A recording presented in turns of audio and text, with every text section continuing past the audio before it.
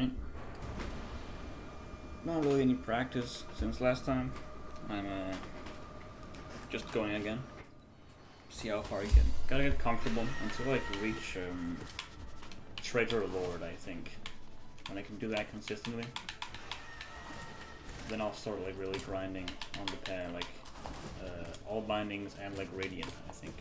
I'll try to find a mod that helps do that.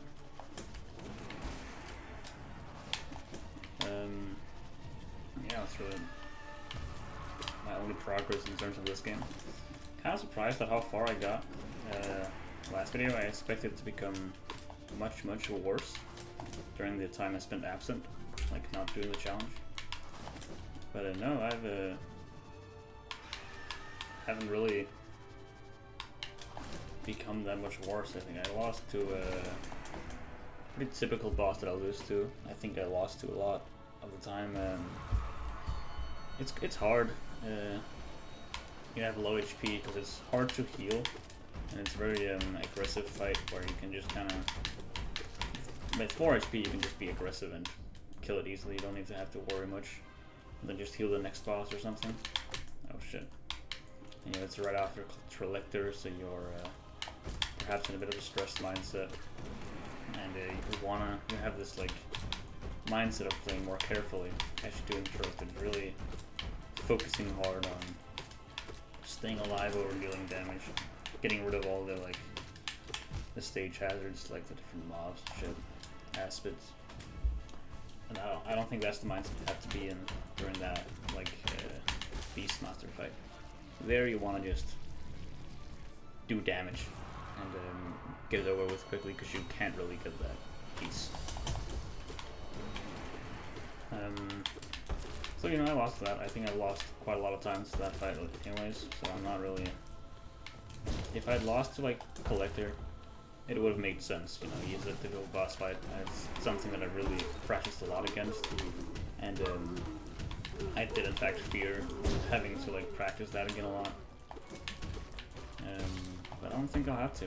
I think I'll be fine just continuing to play this every day and consistently reaching him and playing against him. That'll make me good enough that maybe in like a week or a few weeks then I'll be in complete control of that fight.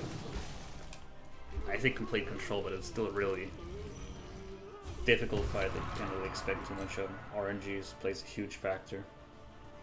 So I'm just in this spot where I think I'm confident that it won't be the roadblock that it has been for a long time. The real roadblock is, as I mentioned, like Trader Lord. He's not that difficult, but I did lose to him a lot. I think I had a bit where my thumbnail for Trader Lord stayed the same one every time. I wouldn't change thumbnails at all. I'd use the same screenshot as the first time I fought him, but zoom it in a bit more. Actually, a bit that started from like Sisters of Battle. I wouldn't really lose them that often, but when I did, it's kind of embarrassing, and I wanted to like draw attention to how many times I've actually lost this fight, and I made this come like by exaggerating the picture, like the thumbnail. Every time I lost, I'd use the same one, zoom in more, and it started really getting incomprehensible. Like you could not tell what boss that was after a certain while, unless you understood the bit. Which I don't think anyone did. It's so, like entirely for myself, and I could laugh at it and think that's awesome. Good that I have going. Which is kind of like very much in the spirit of this whole challenge. I think no one really cares except me. Which is why I started continuing again 10 months later. It's been clawing at my mind, dude. It's like some rot infecting me. I need to get this done. It is. I cannot leave this game unfinished when I actually tried. I'm struggled to like start stuff that I fear I might fail at because I don't want to fail. But that also means that when I start things, I usually always complete them. I really get them done and finish it. I don't leave things half finished. But I really did here because it really just became not worth it at the time. But it still lingers in the back of my mind. I mean, I gotta finish this. This is I have not had a single day of proper sleep. I'm losing sleep. My mind is being jumbled up every day of my life. It's been a struggle knowing that I haven't completed Pantheon all 5. Pantheon 5 all bindings with not full access to all the light, but maybe I should do that. It's a good way to practice as well. I don't think I've beaten the 4th Pantheon all bindings. Hadn't actually beaten any of the Pantheons all bindings when I started this challenge. I think I'd beaten them, of course, with some bindings, but never won all the time. I was never actually interested in that. Like the all bindings, I thought that was it's already challenge enough for me. I didn't need to beat the game all bindings, blah blah blah. But here I am, so I couldn't be that true. Would never been here except like if it wasn't for the idiot darn dog, my homie, my friend, my roommate now, and my rival. Yeah, I should fucked up. Oh yeah, true. Funny gimmick.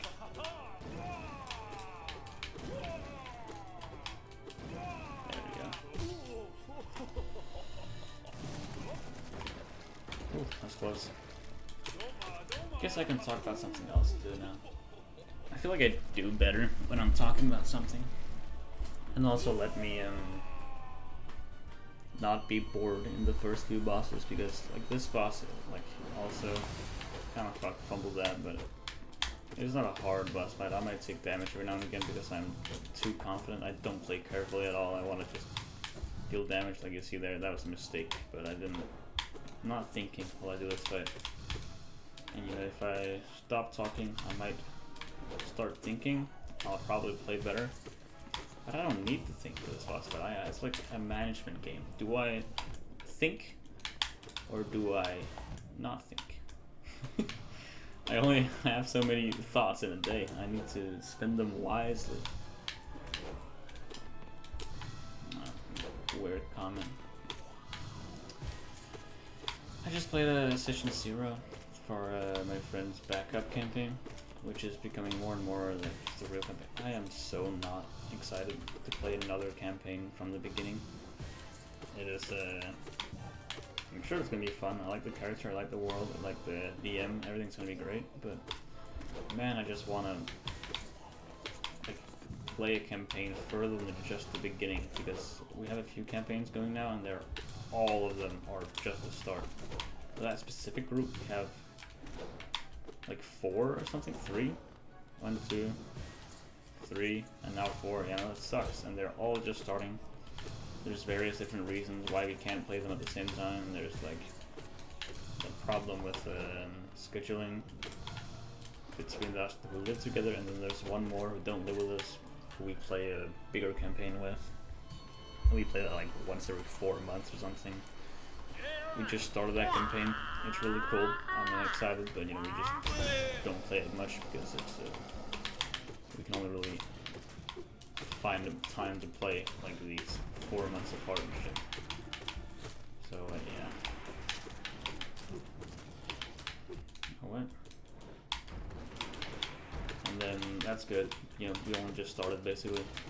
And that's the second campaign, the second big campaign made by my rival here on the channel, Idiot Darn Dog, and we just haven't really gotten that far either.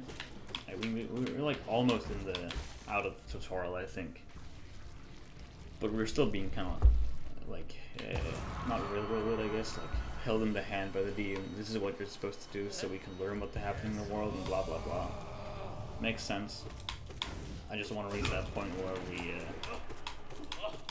start having more agency and start really understanding the plot and coming up with their own adventures, I guess, and knowing stuff. And yeah, it's just more fun once you're in the world, you know, you understand stuff compared to just starting out. Everything's new and fresh. You're learning.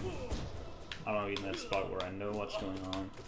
I know when we must find out, like, there's still mysteries and shit, but we have ways of uncovering them, bonds with different NPCs, and just a great time. But that only happens once you're a few sessions in, honestly. Hold on.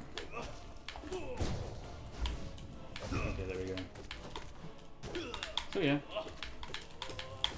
Oops. Fucked up that time.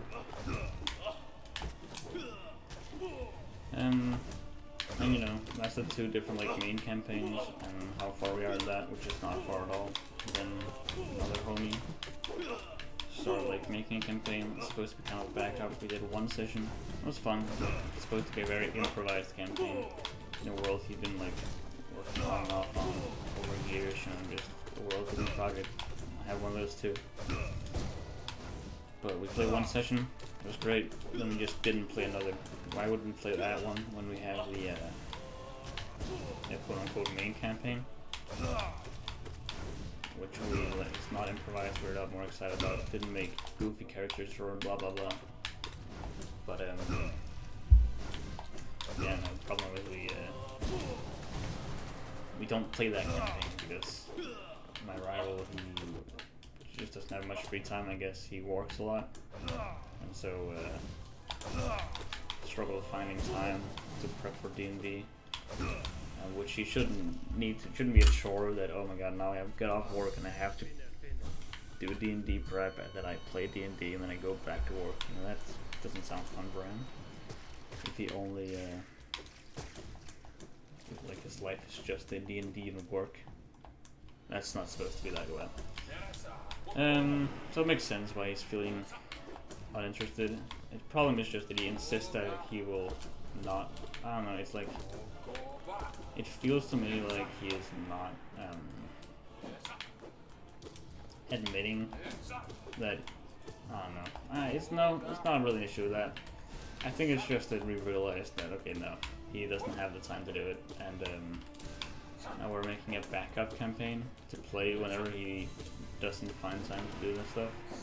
But it feels kind of scummy in my opinion because somewhere we're like saying no, you're not good enough. We gotta play a different campaign now. Sorry, womp. And I don't think that's what I mean at all. I don't think that at all. But it feels that way. That we're kind of saying that we're making a different campaign to play instead of his whenever he can't play. But the DM and like has already set plans for when we play it, like for the first session and stuff, and it's kind of weird because it feels like we're just taking over, and that's going to be the main campaign. Hope it doesn't. I mean, it won't be the main campaign, I don't think, but it's gonna. The more effort there's put into the backup campaign, the less of a backup it becomes. Like if we start being invested in that more than we are in the other one, then it's failed as a backup, and now we're just taking over and we're playing that instead. I don't want that to happen. So it's kind of like a weird situation where I don't feel like I should make any effort into my character or like try to hard made goofy one-shot kind of deal. But at the same time, I don't want to be an asshole to my DM and just make a goofy one-shot character with no like personality or interesting features or no like long-lasting features. Make an interesting one-shot character, sure, but it should still be someone like capable of growth over a long time if it's a main campaign. I don't know. It's weird. The problem, I think, is that I also have that same struggle with a different group. My 5th campaign. In that group, we play Pathfinder, and it's a great time to play there. It's awesome. We have a different playstyle in the roommate group. In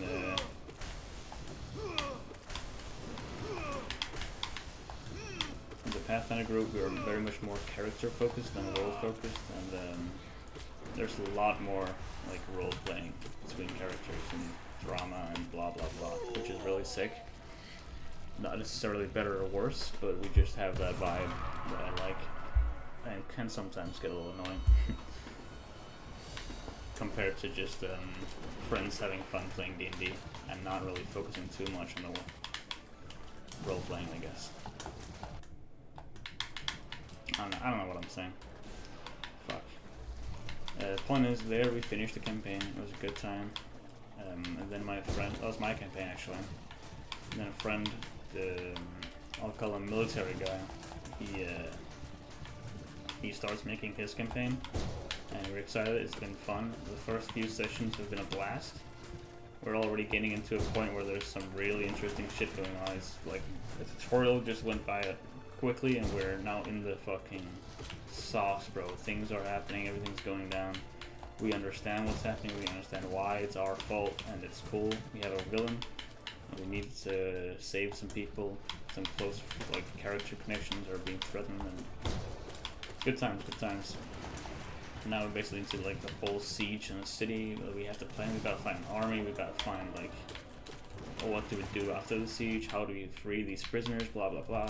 A lot of interesting stuff and issues we have to fix. It's fun.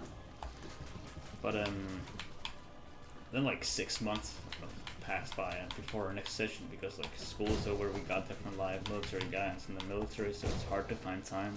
It's all fair. 6 months passed. Oh, we didn't really have time to really prep, you know, he's the DM, he's got a really busy schedule. Sucks, couldn't find time in that 6 months, whatever. We do a one shot, it's fun. Like 2 months more passed, 8 months now. Once again, military guy couldn't find time to prep. Okay, sucks, we'll do a one shot, I guess. I'll make one, sure. And that kind of repeats a few times, and now it's been like over a year since the last time we played that campaign. And we finally get some, play it again, and it's really not that interesting. It's a bunch of filler. We're not really doing any of the interesting stuff. And it turns out once again the DM hasn't really prepped anything, which is not that he should have, like, be forced to prep something over and over again. It's clearly they don't have time and like perhaps even interest. But it's just annoying that he is not admitting like that earlier. You know, it feels like just lost the kind of the spark for the world. It makes sense after 12 months. I wouldn't really be that interesting. It would feel kind of forced to make that kind of stuff, and the rest of us also kind of started forgetting our characters in some ways. We kind of reimagined them and blah blah blah. But it's just been so long, and we ended up kind of dethroning him as a DM, making a new campaign. Very much the same way that we're now with the backup, because it was supposed to be a backup, and now it's just a new next campaign. I feel still kind of officially the backup in our minds, like when we call it, but it's not. It's gonna be the real campaign. I don't think we'll ever finish the other one, sadly. Maybe we will. I just doubt it. And now the same thing is happening with another group. This time I don't. I feel like it's less justified though. Yeah. I don't know. That was stupid of me.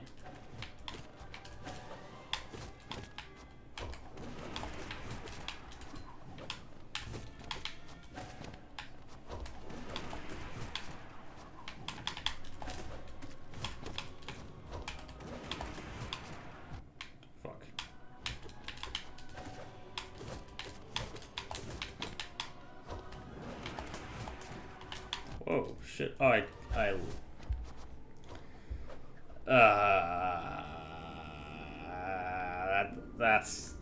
that was just stupid. I made some bad mistakes. The weird tornado, the like boomerang thing, did not need to take that much damage. I didn't respect the fight. I was just having a good time, and then I started thinking about other stuff. Man.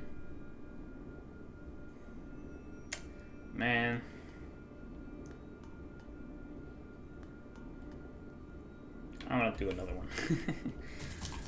I'll do another one. No one will notice.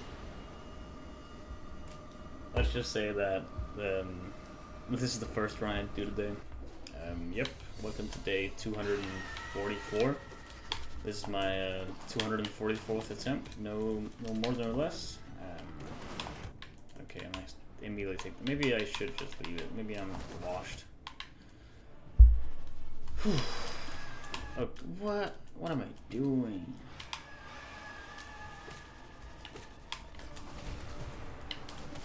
Okay. Oh shit. Want to heal up. Prevent some stupid death like I just did, where I took damage and fell into spikes. This time I fall into the void, but you know, the same thing. There we go. Down here, pop.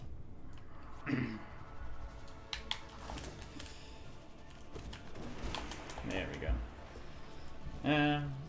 So as I was saying, I guess I have 5 campaigns going, and that sucks. 6 if we count the other back to man, and they're all just beginning. You know what I mean? Like I just want to have a long-lasting campaign where shit's happening. We get into the sauce, stuff is like going down, and we're not just in the introduction phase of the world. And it's just not appearing. A lot of my friends talking about, oh man, I have this like urge to play more D&D. We haven't played for a long time. Oh my god, I want DM. That's gonna be this character I want to do. Absolutely not. Don't agree. I play a lot of D&D now, but never the fun kind of D&D. This is just one shots. It's just the beginning of the campaign. I've made so many new characters in such a small time frame that I've lost motivation to make any new more. I don't know. It's kind of sad. Not that the characters I've made are bad. I'm not interested in them. I have, in the end, made characters that I'm excited about for every campaign. It's just strange.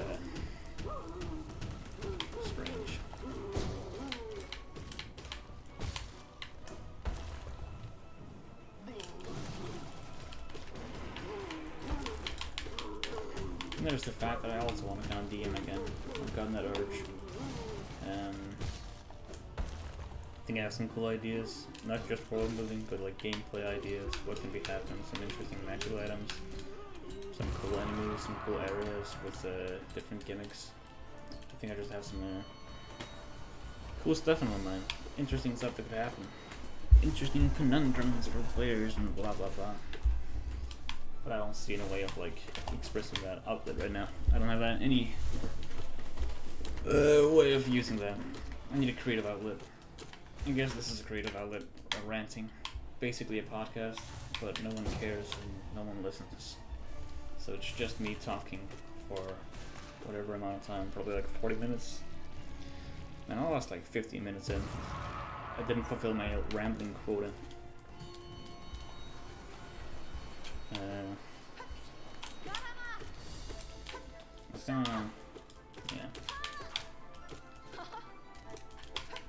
It's a lot of fun. Something that I think I talked about yesterday too, and had an interesting thing with, is I've reached a weird point. I think it's because I played like Elden Ring and Dark Souls and stuff, and I really did not like Dark Souls 1. When I played that, I fucking hated that game. It sucked. And like the first time, a lot of my people, like my people, yeah, I'm talking about how they fucking love that game, and people I respect it and whose opinions I often completely agree with. A lot of like shared brain cells, and they were huge Souls fans for some reason. I just didn't understand it. Dark Souls sucked. You know, Elden Ring came out. I played that, and that was fun. That was better. Yeah, I agreed, and I liked it. Took me a while to finish. But a solid like A-tier game, not at all the perfect masterpiece that people are complaining, calling it. I just don't like it that much. There's some issues that I have with it, but it's a good game. It's a great game. Yeah, I went back, played Dark Souls 3. That's a fucking awesome game. I had a lot of fun with that. Still though, an A-tier, didn't put it up among my favorites at all. But you know, it was just a good time, I guess. That's about all I said about him. Then I played Dark Souls 1 again, and I hated it. Still didn't like it. And I think I realized why. It's because the game kind of has different play styles that I can play, and not all of them are equally fun, in my opinion. I guess it's like a preference thing. But first time I played Dark Souls, I was going with like a spear and a shield. And I was just holding block all the time and stabbing people from behind them. I didn't find the combat that engaging. I didn't like the exploration because there's a lot of combat in the exploration. It seemed just a bunch of enemies who couldn't really move past them, didn't know how to run, for example. And yeah, it was kind of annoying. And like later Souls games, it's learned to like neglect the shield and just fight with dual wielding heavy weapon, which is a little better, but still felt slow and blah blah blah. Dark Souls 3, I finally just started like dual wielding a katana, I think Uchikatan. That was a lot of fun. I had a bit of parry move as well, so I had a really cool way of like sneaking in at quick attacks every now and again, doing chip damage to bosses, finding moves that I could dodge and perfectly hit with. And then when I started feeling more comfortable, I'll try parrying a move that seemed impossible to dodge, and it was just awesome to find those gaps. It's like just a good time. I love like parrying that game. I played like Sekiro a lot before that, and again, that game is like absolutely a fucking awesome game, better than all the other Souls games. I don't even want to call it a Souls game because it's so much different in the way that I care about, and not so much the atmosphere or lore or blah blah blah, just the fundamental combat where you make quick attacks and parry in perfect like rhythm, and do a few like dashes to the side to dodge certain attacks, but it's just a good game. And I think the main difference between those games are that there's only one playstyle really in like Sekiro. You can do some stuff that's changed in like different paths in like the upgrade tree for some customization and some interesting like deck building almost. But it's only like one way the game is designed to be fought with, where like to be played in. Where in Dark Souls and like Elden Ring, most of the time you pick up an item from like a loot from a boss fight, and it's just not useful at all because it's an intelligence weapon. You can't use that. Oh, you found a faith like emblem. You can't really use that. It's good if you were faith build. Oh, look, a really huge, strong strength weapon. But I already have one, so why would I use it? I don't know if it's better or not. I need to upgrade it first, so I didn't. Yeah. And there's a game like Hallownest that once again only have one playstyle mostly, with charms instead, and I think I prefer that because I don't feel like I'm missing out. And I don't think that's really supposed to be the way I feel about it. I think the game wants me to be like, oh, look at this, I could make a build with this next game, blah blah blah. But I don't think of it at all like that. I just think, oh man, I can't use this ever, because I won't be playing it again. I don't like it that much. Ah, it's weird.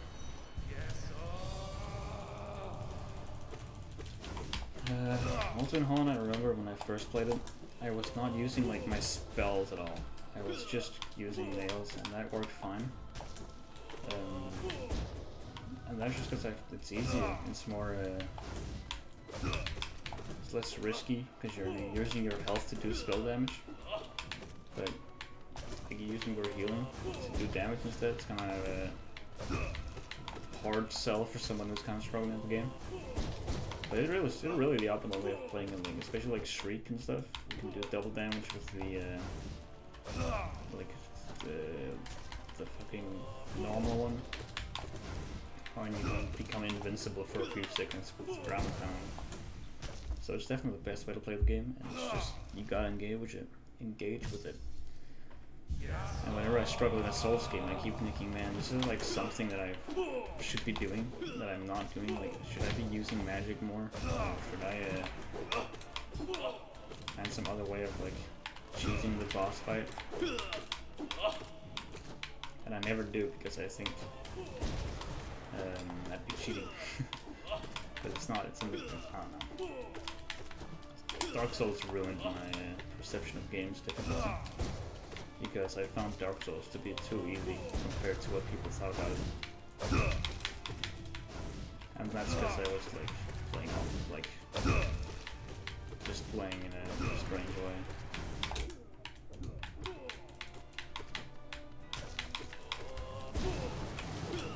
Okay.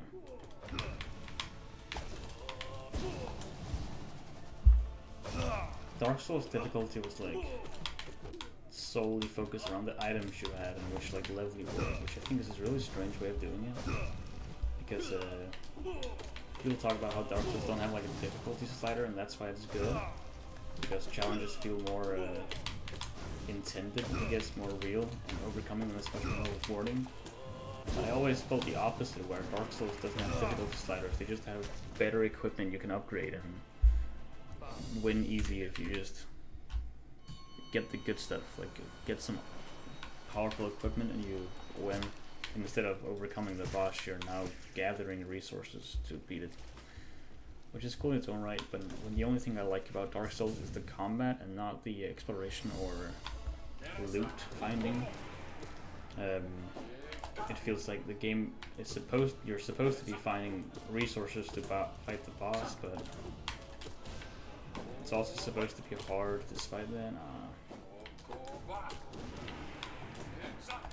It's also a thing I realized, my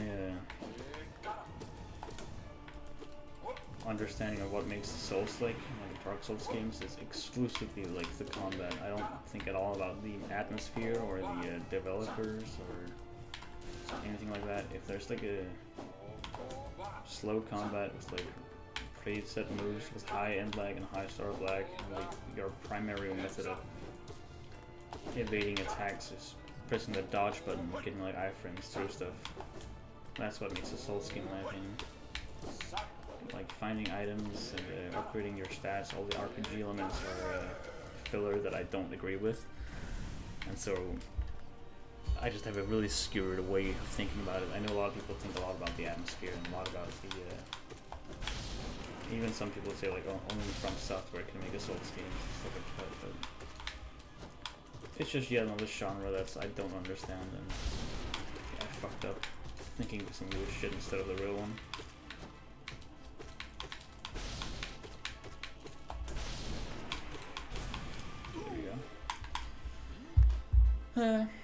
Well, that's alright. Only problem with it is that I'm playing Bloodborne and I don't know what to think about all the different items that I don't know what to do with. Should I actually try using them, or should I not do that? Because in like Dark Souls, whenever I used an item, it would become marginally easier and it wouldn't really feel rewarding to beat a boss fight, because you just kind of cheated against it. You picked easy mode. I am such a gamer in a negative sense.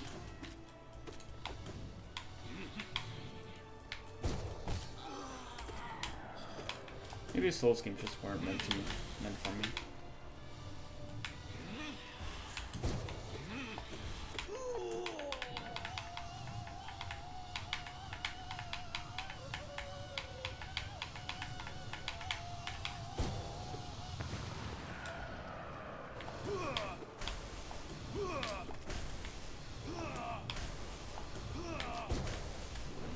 Man.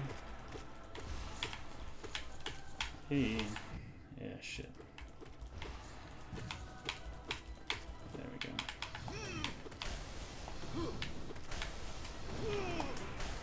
Thought that would go. Okay. Yeah. Maybe I should stop thinking about Souls games as just combat games, and more about the whole package. Like, this is an RPG. There's a lot of different ways to go about finding a boss. You can either try to best it through your like skill, or you can be smart about it and finding different powerful spells or items that allow you to do some cool stuff and beat it that way. Because I definitely think that's the way you're supposed to think about it. Now that I'm like feeling more conscious, like putting that into words for myself. In terms of Bloodborne, there's like this boss I've reached with 3 different enemies at the same time, who are all like NPC enemies. 2 with melee and 1 with well, 1 with like ranged weapon and 1 with a melee, and then 1 is kind of a mix of the 2. And maybe I should like find a different way of beating them than just fighting, because it's kind of boring. Not an interesting fight, it's just running away for a few months until you can like separate them and then fighting the ranged guy.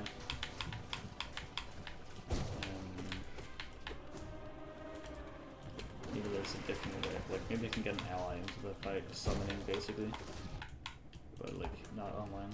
I doubt anyone plays that game. And kind of like another one where you can summon stuff, mimic tier and different things. I never engaged with that thing because I thought it was just cheating, basically, once again, easy mode. But I realized that the game is supposed to be easier, maybe. I don't know. I think maybe my problem is that I'm feeling elitist, thinking about Souls games. Oh, you can't play them like that, blah blah blah. And I'm coming to realize that fact about myself, and I kind of want to change it. I don't want to think about, oh man, you didn't really beat Elden Ring. You used summons. That's it's a snobby thing to say. I don't want to think like that. That's genuinely how I feel, for some reason.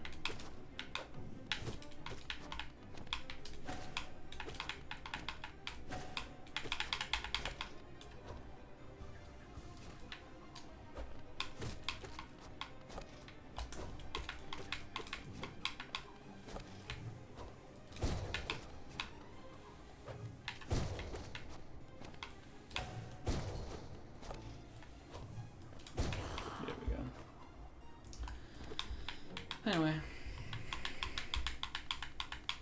I've reached this point again. Will I lose again? No.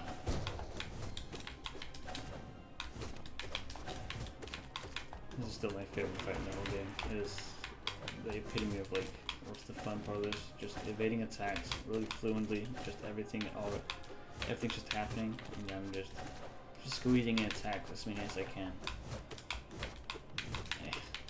Can't even talk.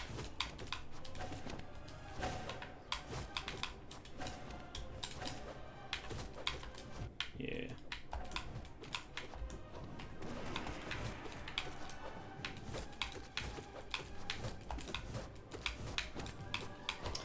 Oh yeah, and I finished Mistborn. It's like the first trilogy. That's a good trilogy. Yeah, no, really fucking awesome ideas that are put into that. Some cool lore. Love the magic system. Love like the religious aspects, you could say, without spoiling if certain someone is watching. And honestly, I gotta say, just good books. It's like solid, like 4 out of 5 in my opinion. It's not the best books in the world, and it doesn't like strike me as the like cream of the crop, but it is good. Like it is, they were good. I will admit that. Yeah, they were awesome. But not that good. They were all like felt close all the time. I was like, there were some times when I'm just really fucking thrilled. I was invested. Everything was amazing.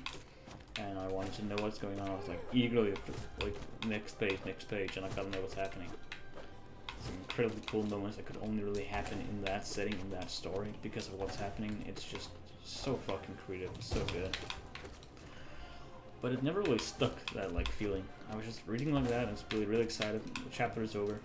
Next chapter. It's alright. You know, I'm enjoying it. It's cool. Next chapter. Enjoying it, just enjoying it. I wasn't really thrilled, I wasn't excited. Oh, what's going to happen? I was writing theories, but I think this is gonna happen, this is gonna be cool. And then I started reading again, Whereas in other works of fiction, I'd be like Robin Hobb's Assassins as Princes. Like after the first book, I was constantly fucking reading at a time when I really didn't have much time. With school and like all sorts of things. I would just keep reading, page after page, excited as fuck. I was theorizing every page. I was just going, man, holy fuck, this sucks, dude. The protagonist is being absolutely crushed.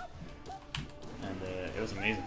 That was a great feeling. I was thinking all these different things. Wait, as he gets home, what's even gonna happen? Everyone's gonna think he's dead and he shows up as a zombie? That's gonna suck.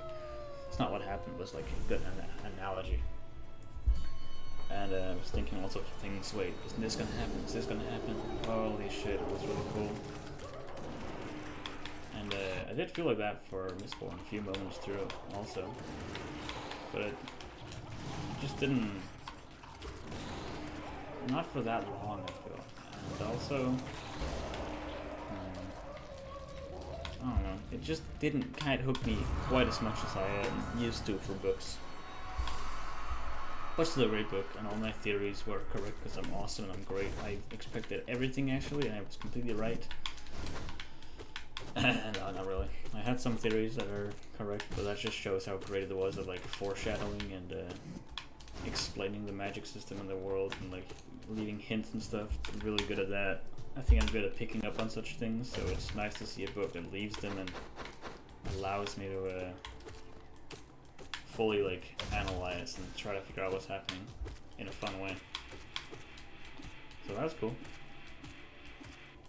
It, in the end, I think I was right about most things I wrote, like I thought. And then I look back at the theories that I made, and there's some that are just completely fucking off the mark, outrageously wrong.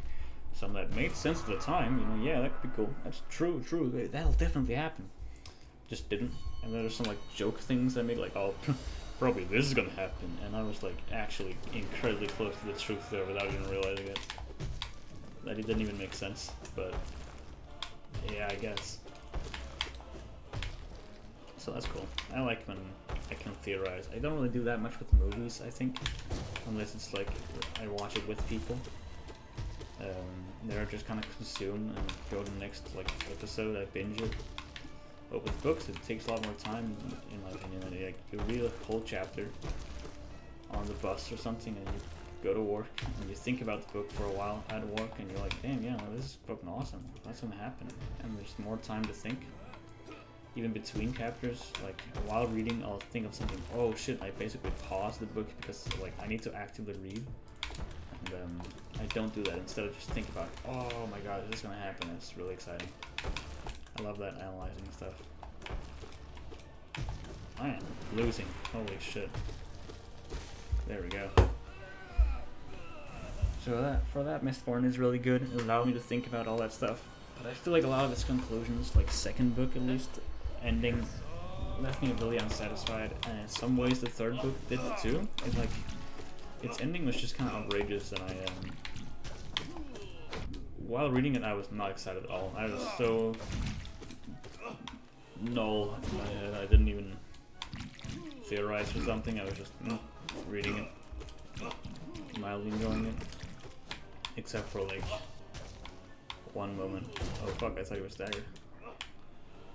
And then I don't know, it's just a weird for like the climax to leave me so hollow. But at the same time, like, it definitely was cool in some ways. Like, a lot of the stuff is really exciting. I don't know, it's just weird. It just didn't hook me in the end. And thinking of it now, like, was it a good ending? Honestly, a bit weird. I'm not really excited for next, like, trilogy. That's gonna happen like 1,000 years in the future, but a lot of the interesting stuff about the world has fundamentally changed in a way that you can't even imagine before you read it. And yeah, it's just so different that I don't care. It's like a whole new trilogy basically. I don't even think about, ooh, what's gonna happen here. I'm thinking, something's gonna happen, and I have no way of knowing, so I don't really think about it. There's some stuff that I'm excited about, like, I'm curious about, I should say. Like, spoiler alert for like the next 10 seconds. There's a new god now. There's a new god that we know, and I think that god is going to be very different, which is exciting, and I want to see what's happening with that.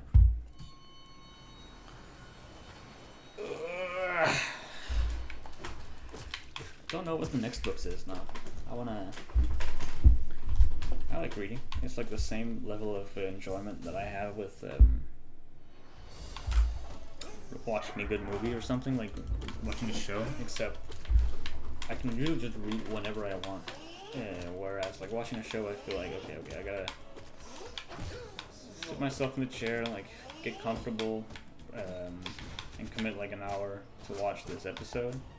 Whereas with a book, I'm feeling reading, and I just pick up my phone, because I read on my phone, and just start reading.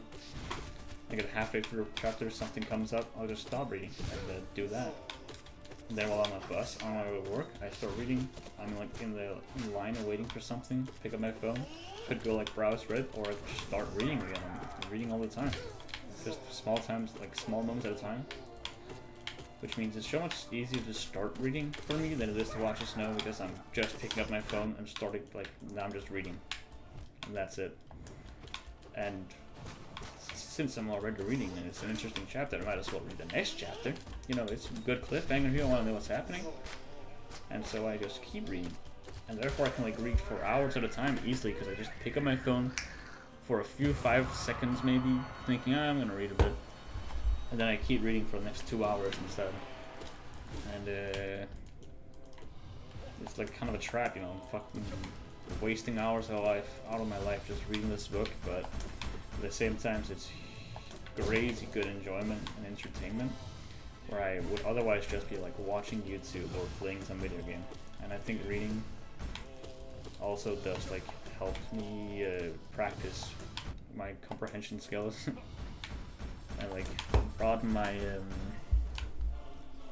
wow, I need to broaden it more apparently, my fucking speech, learn more words, learn to read quicker and stuff like that. That's a useful skill. And of course it's like books that my friends have read and I can talk to them about it and it's just a good time. I like watching a show, I can talk about the show with people. I have very nerdy friends, so my friends have read a lot of fantasy. And now I'm catching up reading the fantasy as well. And it's been, it's a good time.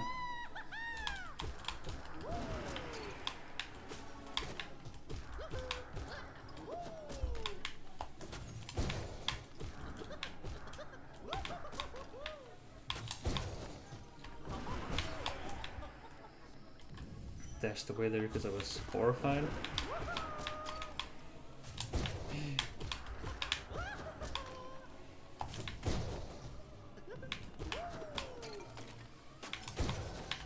Get rid of that. Don't want to watch that Aspid. Oh man, that sucks.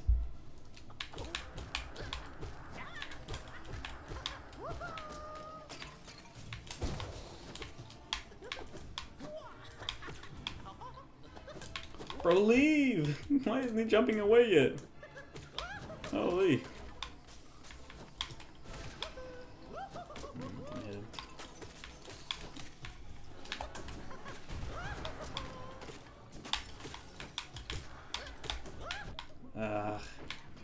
Oh god. And Aspid is left. Oh, he hit me. Okay. You know, that death makes sense. That's a death I can... Yep. I dodged a collector. Understandable. He's a difficult boss. As I said in the beginning of this video, he's the expected gatekeeper of the following page bosses. He's like the roadwork. If this is a good run, or if it's not a good run. And you know, today was not a good run. I lost collector. Bad run. That's the gatekeeper. So yeah. Happy to see my first run, like yesterday, being a good run. Second one, we dial it back a bit. Humble me. I gotta know, yeah, no, I'm not as good as before. I gotta practice more. I'm not beating collector consistently yet, but someday I will. I've proved that I can do it. Therefore, I can do the next part. I don't know, I'm trying to be motivational. We'll see.